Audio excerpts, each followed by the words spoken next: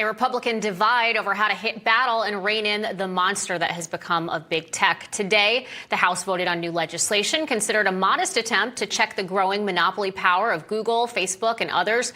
The legislation is aimed at strengthening the enforcement of antitrust law and beefing up protections against Chinese influence, and it's supported by every attorney general in the country. Republican Congressman Ken Buck is the author of the legislation, and here he is explaining it. Let me be clear. This is not a Democrat bill, and this is not a Republican bill. Mr. Speaker, holding big tech accountable is an American bill. All good, right? Except this bill has created a battle in the GOP. It obviously had more Republican support, but some Republicans hate it, like Congressman Jim Jordan and Scott Perry. Would actually give $140 million to the DOJ so they can continue to do what they're already doing, work with big tech to censor certain information from getting to we the people. I appreciate my colleagues that want to do something with big tech. I sure want to do something too. And you know what? In about 3 months, the folks that are destroying this country are not going to be in charge around here. And then we can do something meaningful. We don't have to take the bad to get a couple good things. We can just do the good things and leave the bad things out. In a moment when the Republican Party should be aligned, they're divided over something as universal as reining in big tech. Now, someone who is in full support of this legislation joins me now, Republican Congressman Matt Gaetz of Florida. Congressman, welcome. Thanks for joining us tonight.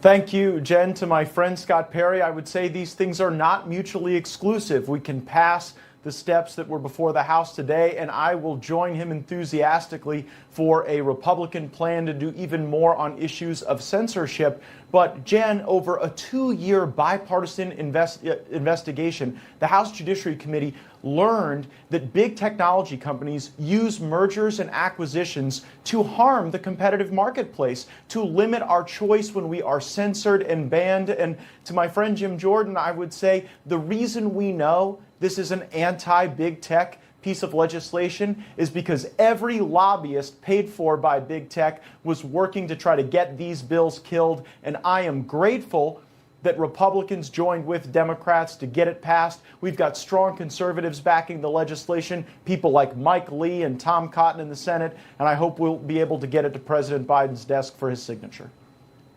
Well, Congressman, you know this all too well, like so many conservatives do, that the tech companies, they despise conservative politics. They don't make any attempt to hide that bias. And so much conservative ire is drawn from the 2020 election. Tech decided to protect the Biden candidacy. They hid the Hunter Biden stories. On top of that, big tech actively suppresses conservative voices that get too loud about anything that goes against the liberal narrative. They're often shadow banned, outright canceled, even a former president. What will this bill do exactly to stop this from happening again?